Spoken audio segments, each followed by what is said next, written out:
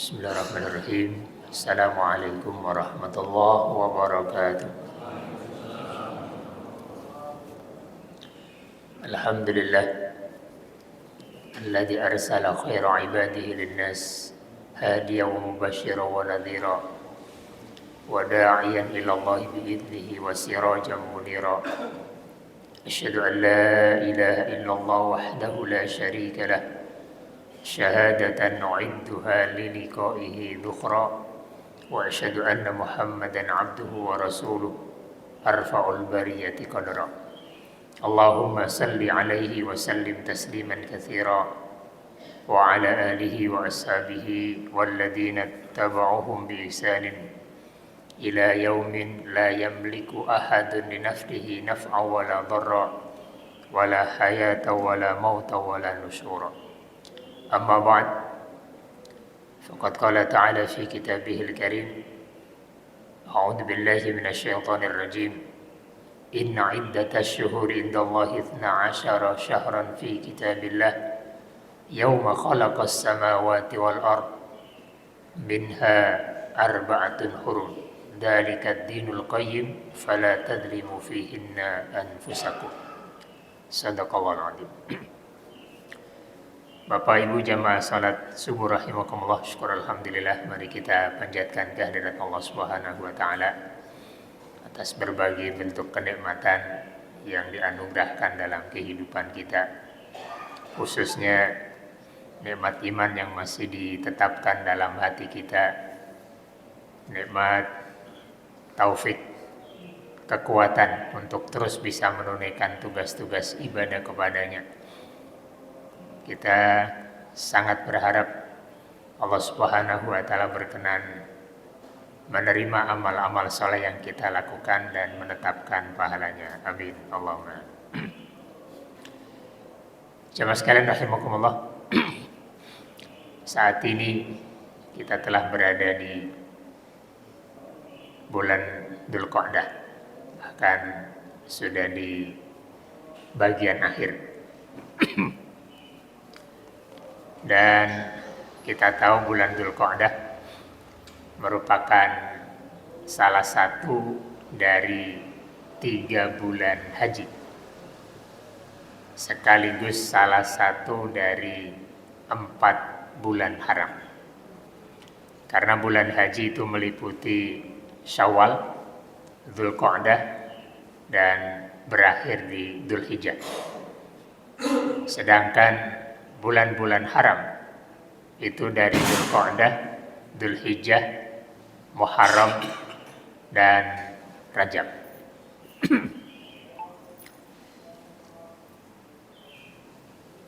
Terkait dengan rangkaian bulan-bulan ini, ada beberapa catatan yang perlu kita tahu dengan tujuan kita mampu memanfaatkan momentum waktu ini dengan baik untuk kebaikan kita di sisi Allah Subhanahu wa taala. Karena ini menjadi tujuan utama setiap kita sebagai hamba. Bagaimana kita mampu memanfaatkan semua potensi yang diberikan oleh Allah Subhanahu wa taala dalam kehidupan kita. Baik potensi kehidupan kita, potensi waktu yang diberikan di dalamnya, potensi pengetahuan, potensi kekayaan, dan semua potensi yang diberikan oleh Allah Subhanahu wa taala harus bisa kita manfaatkan untuk merancang kehidupan akhirat yang membahagiakan. Sebagaimana dalam surat Al-Qasas ayat 77. Para ulama menegaskan bahwa penamaan bulan-bulan haram itu memiliki 2 sebab. Yang pertama, di bulan-bulan itu Allah mengharamkan peperangan, sehingga disebut dengan bulan haram karena Allah haramkan peperangan di dalamnya. Yang kedua, haram bermakna mulia, sehingga bulan-bulan haram dimaksudkan bahwa bulan-bulan itu memiliki kemuliaan secara khusus, kehormatan secara khusus, dan kita diperintahkan untuk menunjukkan penghormatan kita terhadap bulan-bulan itu. Untuk alasan yang pertama, kenapa Allah Subhanahu wa taala haramkan peperangan? Karena di dalam rangkaian bulan-bulan itu ada pelaksanaan ibadah haji dan umroh. Sehingga bulan-bulan haji dan bulan-bulan haram memiliki kesamaan bulan, walaupun awal dan akhirnya berbeda. Tapi di dalamnya ada Dzulqa'dah dan Dzulhijjah. Karena di dalam bulan-bulan itu ada pelaksanaan ibadah haji, dan kita tahu ibadah haji adalah ibadah yang mengumpulkan umat Islam dari berbagai penjuru dunia untuk berada di satu wilayah tertentu, bahkan di titik tertentu, di titik yang sama, di hari-hari yang sama. Karena itu diharamkannya peperangan di bulan-bulan haram demi untuk memberikan rasa aman dan nyaman bagi para jamaah haji yang melaksanakan ibadah haji pada tahun itu. Dan ini merupakan bentuk rahmat dan kasih sayang Allah Subhanahu wa taala kepada para hamba. Di dalam surat Al-Baqarah ayat 217 Allah ungkap alasan itu, yas'alunaka 'anis syahril harami qitalin fi.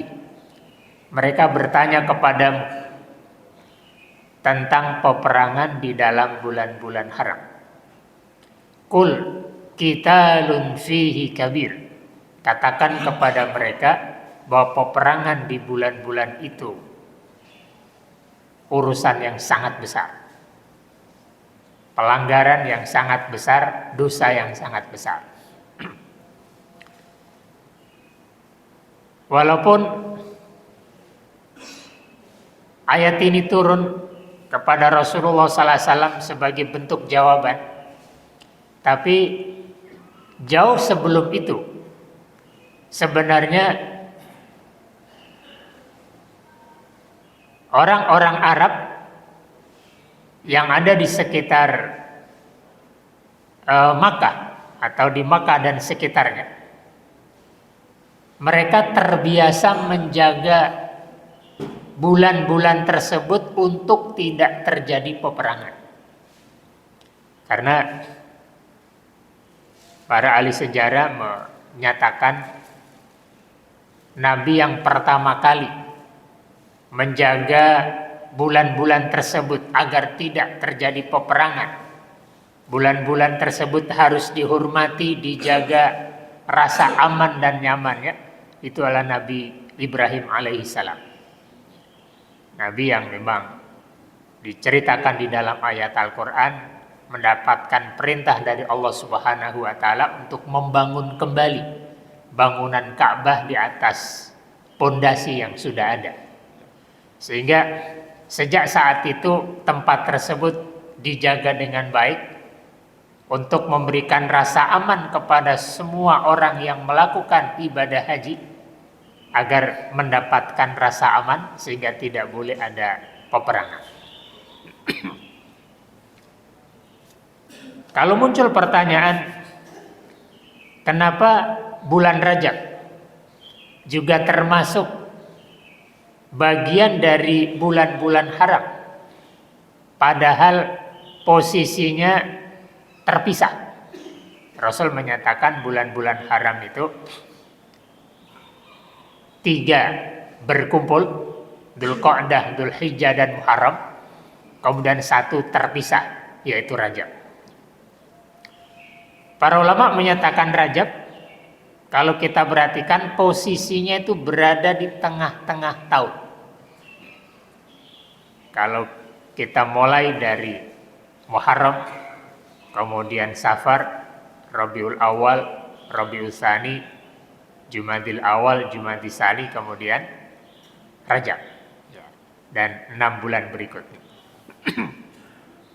Posisinya yang berada di tengah-tengah tahun, ternyata dia juga menjadi momentum pelaksanaan ibadah umroh di luar musim haji. Dan beberapa hadis menjadi landasan adanya perintah untuk melakukan ibadah umroh di bulan Rajab. Sehingga karena bulan itu juga ada aktivitas ibadah di sekitar Ka'bah, maka di saat itu pula perlu juga diberikan jaminan rasa aman untuk mereka-mereka yang sedang melaksanakan ibadah umroh. Dan rangkaian itu bisa kita temukan dalam surat Al-Baqarah 196, 197 dan berikutnya. Misalnya Allah Subhanahu wa taala menyatakan wa atimul hajja wal umrata lillah, dan sempurnakanlah ibadah haji dan umroh karena Allah Subhanahu wa taala.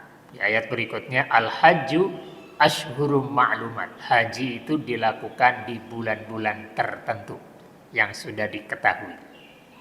Dari mulai perjalanan awal Syawal, kalau sekarang bisa pertengahan Dzulqa'dah karena transportasinya berbeda. Kalau dulu dimulai dari bulan Syawal dan berakhir di bulan akhir Dzulhijjah, sehingga waktunya cukup panjang 3 bulan. Itu yang disebut dengan Ashhurul Hajj, atau Allah menggunakan istilah Ashhurum Ma'lumat, bulan-bulan yang sudah diketahui, karena itu sudah ada sejak zaman Nabi Ibrahim alaihissalam. Terkait dengan larangan peperangan di bulan-bulan haram, para ulama muncul 2 pendapat yang berbeda. Jumhurul ulama, kebanyakan ulama menegaskan bahwa larangan ini sudah dinasakh atau minimal dipersempit hukumnya, tidak lagi haram secara mutlak,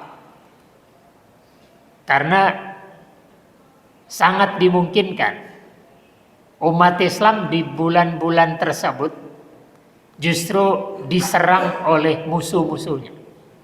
Karena itu kemudian sejumlah ayat Al-Quran, surat Al-Baqarah dari ayat 190 sampai 194, Allah Subhanahu wa taala menegaskan tentang adanya peperangan di bulan-bulan itu dan bagaimana seharusnya sikap umat Islam. Allah tegaskan wa qatilu fi sabilillahi alladziina yuqatilunakum wa la ta'dadu innallaha la yuhibbul mu'tadin. Dan perangilah mereka, atau peranglah kalian di jalan Allah menghadapi mereka-mereka yang menyerangmu, tapi jangan berlebihan, karena sebenarnya peperangan di bulan-bulan tersebut tidak boleh. Tapi kalau terjadi penyerangan maka tidak ada pilihan kecuali harus menghadapi. Sehingga hukumnya menjadi dipersempit, tidak boleh berperang kecuali untuk membela diri dan membela tanah air. Dan rangkaian ayat-ayat kalau kita perhatikan menjelaskan kepada kita tentang itu. Bahkan ada ayat waqtuluhum haitsu saqiftumuhum, bunuhlah mereka dimanapun kalian menemukan, karena mereka telah melakukan penyerangan, pengusiran, dan menciptakan fitnah yang membuat umat Islam tidak bisa beribadah secara nyaman dan aman. Ada di dalam surat Al-Baqarah paling tidak di ayat 190 hingga 194. Sehingga larangan adanya peperangan di bulan-bulan tersebut dipersempit menjadi boleh ketika umat Islam dalam kondisi diserang, sehingga harus dilawan atau disambut dengan kesiapan untuk berperang. Dari uraian ini kita paham kenapa bulan-bulan haji dan bulan-bulan haram memiliki kesamaan waktu. Karena ada tujuan diharamkannya peperangan di dalam bulan-bulan haji supaya jamaah haji bisa melakukan ibadah dengan aman dan tenang. Untuk alasan yang kedua, bulan-bulan haram disebut sebagai bulan haram karena Allah Subhanahu wa taala memberikan kehormatan secara khusus, kemuliaan secara khusus pada bulan-bulan tersebut. Dan Allah perintahkan kepada kita untuk menghormati bulan-bulan itu dengan meningkatkan semangat ketaatan dan menghindari perilaku-perilaku kemaksiatan ketika kita berada di dalam bulan-bulan tersebut. Walaupun kita tahu tugas melakukan ketaatan kepada Allah tetap terus berlangsung sepanjang tahun, bahkan sepanjang kehidupan kita. Sebagaimana menghindari kemaksiatan juga mengikat kita sepanjang kehidupan kita tanpa dibatasi oleh nama bulan-bulan tertentu. Akan tetapi ketika Allah Subhanahu wa taala memberikan kemuliaan kepada bulan-bulan tertentu, kita diperintahkan untuk menunjukkan ketaatan kita kepada Allah, penghormatan kita kepada bulan-bulan tersebut secara lebih baik. Dan untuk itu Allah Subhanahu wa taala tegaskan di dalam surat At-Taubah ayat 36. Allah Subhanahu wa taala menyebutkan inna iddatash syuhuri indallahi 12 syahran fi kitabillah yauma khalaqas samawati wal ard. Sesungguhnya hitungan bulan-bulan dalam rentang 1 tahun itu ada 12 bulan. Sejak Allah menciptakan langit dan bumi, tata surya yang ada, matahari dan bulan berputar terus. Itu terjadi dalam hitungan 12 kali dalam rentang 1 tahun. Minha arba'atun hurum, dari 12 bulan itu ada 4 bulan yang dimuliakan. Lalu Rasul menjelaskan tadi, Allah tegaskan dzalika dinul qayyim, itu adalah agama yang lurus. Artinya Allah tegaskan ini adalah aturan dari Allah. Penghormatan terhadap bulan-bulan tersebut diberikan oleh Allah Subhanahu wa taala. Lalu Allah tegaskan dengan pesan fala tadzlimu fihinna anfusakum. Jangan sampai kalian melakukan kezaliman terhadap diri kalian sendiri dalam rangkaian bulan-bulan tersebut. Para ulama lebih menegaskan, inilah ayat yang menjadi bagian dari konteks kita umat Rasulullah SAW, bahwa kita terikat dengan ayat itu sehingga ketika kita berada di bulan-bulan tersebut kita diperintahkan untuk menahan diri dari berbagai bentuk kemaksiatan dan meningkatkan semangat kita dalam melakukan ketaatan. Sebagai bentuk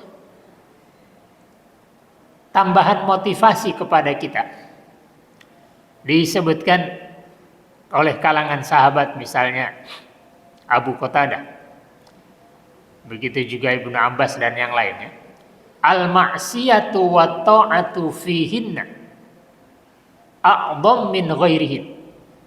Perilaku kemaksiatan atau amal-amal ketaatan yang dilakukan dalam rangkaian bulan-bulan tersebut nilainya lebih besar atau dilipat gandakan oleh Allah Subhanahu wa taala dibanding amalan yang sama yang dilakukan di bulan-bulan yang lain. Perilaku dosa tetap dosa, tapi kalau dilakukan di dalam bulan-bulan yang dimuliakan, maka dosa tersebut menjadi berlipat ganda. Begitu pula amal-amal saleh ketika dilakukan di bulan-bulan yang dimuliakan, nilai pahalanya menjadi berlipat ganda, berbeda dengan amalan yang sama yang dilakukan di bulan-bulan yang lain. Terkait dengan ini, dalam persepsi umum kita, itu terjadi di bulan Ramadan. Dan memang banyak hadis-hadis yang menyatakan itu. Sebenarnya, hal yang sama juga diberikan oleh Allah Subhanahu wa taala dalam rangkaian bulan-bulan haram ini. Sehingga kalau kita punya persepsi yang cukup kuat bahwa Ramadan dilarang berbuat kemaksiatan, diperintahkan untuk melakukan ketaatan berlebih, maka saat ini kita juga berada dalam rangkaian bulan-bulan yang dimuliakan Allah dengan catatan yang sama, dengan pesan yang sama, bahwa nilai dosa dan nilai ketaatan juga dilipat gandakan oleh Allah Subhanahu wa taala dalam rangkaian bulan-bulan haram. Dari sini kita juga bisa melanjutkan persepsi kita bahwa semangat ketaatan dan pengendalian diri dari kemaksiatan itu selalu ada dalam rangkaian bulan-bulan yang dalam rentang 1 tahun. Kalau tadi kita berada di bulan-bulan haram, yaitu bulan Dzulqa'dah, Dzulhijjah, Muharram, kemudian tadi yang terpisah Rajab. Kita tahu setelah Rajab, Sya'ban juga kita punya alasan untuk itu. Begitu pula Ramadan yang sudah sangat umum, begitu pula Syawal. Sudah kita urai sebelumnya, ketika kita berada di bulan Syawal, kita harus punya komitmen untuk menjaga hasil perjalanan Ramadan kita. Kalau kita ingin kita tercatat sebagai hamba yang bertakwa dan amal-amal kita diterima. Sehingga bulan Syawal kita harus menjaga semangat ketaatan sebagaimana yang kita tunjukkan di bulan Ramadan. Sehingga Rajab, Sya'ban, Ramadan, Syawal, Dzulqa'dah, Dzulhijjah, Muharram ada alasan-alasan untuk melakukan ketaatan berlebih dan penjagaan diri dari perilaku dosa dan kemaksiatan. Begitu bulan nanti di bulan-bulan yang lainnya ada catatan-catatan penting terkait dengan itu. Sehingga dengan ini kita selalu punya alasan berdasarkan waktu, berdasarkan bulan untuk melakukan ketaatan kepada Allah Subhanahu wa taala. Sehingga keistiqomahan itu bisa terus berjalan di sepanjang kehidupan kita, bukan hanya fokus di bulan Ramadan. Begitu Ramadan berakhir pula semangat ketaatan kita. Tapi di setiap bulan yang ada kita punya alasan untuk menjaga ketaatan kita kepada Allah Subhanahu wa taala. Terkait dengan pesan Allah, fala tadlimu fihinna anfusakum. Jangan sampai kalian mendalimi diri kalian di bulan-bulan tersebut. Kedaliman itu ada 2 bentuk. Yang pertama, birtikabil ma'asi, dengan melakukan kemaksiatan, pelanggaran. Larangan Allah dilakukan. Itu adalah kezaliman terhadap diri sendiri. Juga bitarkit ta'ah, meninggalkan ketaatan. Tidak melakukan apa yang diperintahkan oleh Allah. Dua-duanya adalah kezaliman. Dan Allah menyebut kezaliman terhadap diri sendiri karena setiap dosa yang kita lakukan itu pasti akan berakibat buruk terhadap diri sendiri. Bisa jadi ada dosa yang tidak menciptakan keburukan terhadap orang lain, tapi pasti terhadap diri sendiri itu tidak bisa dipungkiri. Kalau kita mendalimi orang, sebelum orang terdalimi atau mendapatkan keburukan, kita juga mendapatkan keburukan atas kedaliman yang kita lakukan. Sehingga mendalimi diri sendiri menjadi sebuah istilah yang dipakai di dalam Al-Quran, di dalam hadis, untuk menggambarkan bahwa setiap perilaku kemaksiatan atau meninggalkan perintah itu adalah kezaliman terhadap diri sendiri. Bisa jadi di dunia ini perilaku buruk kita tidak berefek buruk pada diri kita, tapi pasti dalam kehidupan akhirat Allah akan berikan hukuman itu, sehingga kita merasakan perilaku dosa kita pasti akan menciptakan kezaliman terhadap diri kita sendiri. Jamaah sekalian rahimakumullah. Selanjutnya, dari pesan itu menjadi penting bagi kita untuk memanfaatkan momentum waktu yang ada dengan sebaik mungkin. Kalau sebagian kita diberikan kesempatan oleh Allah untuk menunaikan ibadah haji, maka di bulan-bulan ini kita berada pada waktu di mana bisa melaksanakan ibadah tersebut.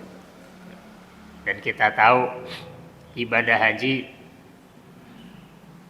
mendapatkan jaminan pahala yang sangat luar biasa. Ibadah haji yang dilakukan memenuhi syarat rukun dan adab-adabnya secara benar, Allah berikan jaminan penghapusan catatan dosa dan jaminan masuk surga. Dan itu adalah hal tertinggi dan terpenting dalam kehidupan setiap kita. Catatan dosanya dihapus, jaminan masuk surganya didapatkan. Itu adalah fauzul adzim, kemenangan terbesar, kesuksesan tertinggi yang harus menjadi persepsi setiap kita sebagai hamba Allah. Tapi bisa jadi tidak setiap kita memiliki kemampuan dan kesempatan untuk menunaikan ibadah haji pada rangkaian bulan-bulan ini. Walaupun kesempatan itu tidak didapatkan, padahal pahalanya sangat menggiurkan, bukan berarti kita tidak berhak mendapatkan catatan pahala yang sama. Dan ini menjadi menarik untuk kita perhatikan. Bagi jamaah haji memang harus fokus melakukan rangkaian ibadah itu karena Allah, sebagaimana dipesankan oleh Allah, wa atimul hajja wal umrata lillah, dan lakukanlah dengan sempurna rangkaian ibadah haji dan umrah itu karena Allah Subhanahu wa taala. Karena kalau bukan karena Allah, yang terjadi adalah kerugian. Potensi kita untuk mendapatkan penghapusan dosa tidak kita dapatkan, jaminan surga tidak kita dapatkan, walaupun bisa jadi kita tertipu oleh kesenangan-kesenangan duniawi, bisa jalan-jalan ke sana, bahkan bisa jadi ada kebanggaan tertentu yang muncul di hati kita ketika kita mampu melakukan ibadah tersebut. Tapi ini menjadi kerugian besar, karena kebahagiaan akhirat yang kita harapkan justru tidak kita dapatkan.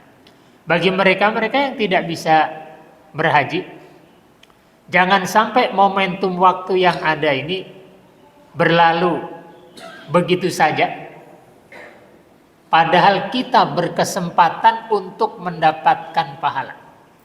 Di sini Allah ingin mengajarkan kepada kita bahwa hal yang paling penting dalam hidup kita itu adalah catatan pahala di sisi Allah Subhanahu wa taala. dan Allah tidak pernah membatasi hambanya untuk mendapatkan catatan pahala karena kondisi fasilitas dunianya yang berbeda. Di sejumlah ayat Al-Quran Allah menegaskan soal rizki itu soal hak prerogatif Allah. Sengaja ada yang dikasih berlebih, sengaja ada yang kasih kurang. Ada yang luas, ada yang sempit. Itu hak Allah Subhanahu wa ta'ala. Tapi masing-masing kondisi tetap memiliki potensi untuk mendapatkan catatan pahala yang sama. Ini yang kemudian kita harus memahami keadilan Allah Subhanahu wa ta'ala.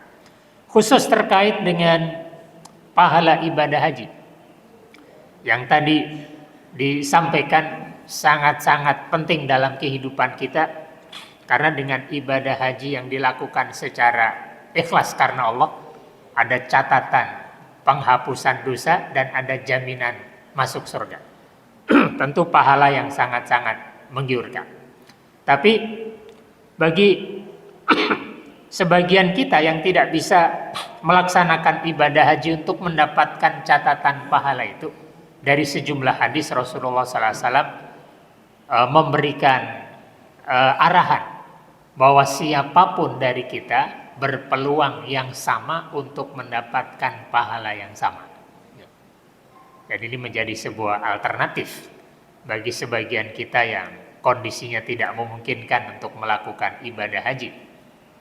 Mendapatkan pahala haji tetap bisa kita dapatkan walaupun dengan amalan yang berbeda. Kita bisa sebutkan di sejumlah hadis Rasulullah SAW menegaskan tentang amalan-amalan yang nilai pahalanya dianggap sama dengan nilai pahala haji dan umroh. Walaupun pahala ini tidak berarti kemudian hukum berhaji menjadi gugur. Ketika seseorang berkewajiban maka tetap harus menunaikan ibadah haji. Soal pahala bisa didapatkan setiap waktu, tapi kewajiban haji tidak gugur gara-gara pahala sudah dicatatkan. Misalnya disebutkan orang-orang muhajirin yang baru saja pindah dari Mekah ke Madinah dan meninggalkan semua hartanya di Mekah. Tentu di Madinah mereka hidup dalam kondisi yang sangat sempit. Belum bisa buka usaha, belum punya fasilitas di sana karena semuanya ditinggalkan di Mekah. Melihat orang-orang Ansor yang begitu bebas, apalagi yang kaya, bisa mendapatkan pahala yang sangat besar dengan kekayaannya. Bisa berhaji, bisa berumroh, bisa bersedekah. Sehingga membuat orang-orang muhajirin merasa, terus bagaimana nasib kita? Maka mereka datang menemui Rasul dan menjelaskan, ya Rasul, orang-orang Ansor, orang-orang kaya mendapatkan pahala yang berkesempatan mendapatkan pahala yang berbeda dengan kami. Kalau soal sholat, kami juga sholat. Soal puasa, kami juga puasa. Tapi ada zakat, ada haji, sedekah, membiayai jihad, kami tentu tidak bisa melakukan. Dan mereka bisa melakukan. Maka Rasulullah SAW kemudian memberikan arahan kepada mereka. Ala uhadditsukum bima law akhadtum bihi lahiktum man sabaqakum wa lam yudrikum ahadun ba'dakum wa kuntum khairan man antum baina dhahranai. Pernyataan yang sangat tegas. Maukah aku berikan arahan kepada kalian? Amalan yang kalau kalian lakukan, kalian akan bisa mendapatkan capaian pahala orang-orang sebelum kalian. Dan kalian mendapatkan catatan pahala yang belum bisa dicapai oleh orang-orang setelah kalian. Dan kalian menjadi hamba-hamba terbaik di muka bumi ini, kecuali orang yang melakukan hal yang sama. Tentu ini menyelesaikan kegalauan hati mereka, kemiskinan yang mereka hadapi, membuat mereka merasa banyak pintu pahala tertutup, banyak prestasi kebaikan yang gak bisa dicapai.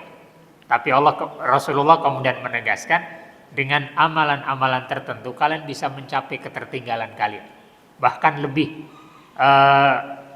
baik dari orang-orang yang sebelum kalian, orang-orang yang belum melakukan. Kalian akan bisa menjadi manusia terbaik di muka bumi dengan amalan tersebut. Ternyata Rasulullah SAW memberikan arahan amalannya adalah berzikir dengan membaca tasbih, tahmid, takbir di setiap selesai sholat fardu. Amalan dan kesempatan yang bisa kita lakukan dengan sangat bebas sepanjang tahun. Ternyata dengan amalan itu, capaian pahala yang dicapai oleh orang-orang kaya bisa kita capai dengan berzikir, merutinkan zikir tersebut, bertasbih, bertahmid, bertakbir setiap selesai sholat fardu. Paling tidak Rasul menyebutkan sebanyak 100 kali, ditambah dengan la ilaha illallah 1 kali. Itu minimal. Sehingga dengan amalan tersebut kita mendapatkan catatan pahala haji walaupun kita tidak menunaikan ibadah haji. Termasuk juga yang pahalanya dianggap sama adalah sholat syuruk, yaitu sholat yang dilakukan ketika matahari sudah terbit sempurna dan menjadi awal dibolehkannya kembali sholat sunnah setelah diharamkan karena sholat subuh sudah dilakukan dan matahari belum terbit. Itu diharamkan, termasuk waktu yang diharamkan adalah setelah sholat subuh sampai matahari terbit.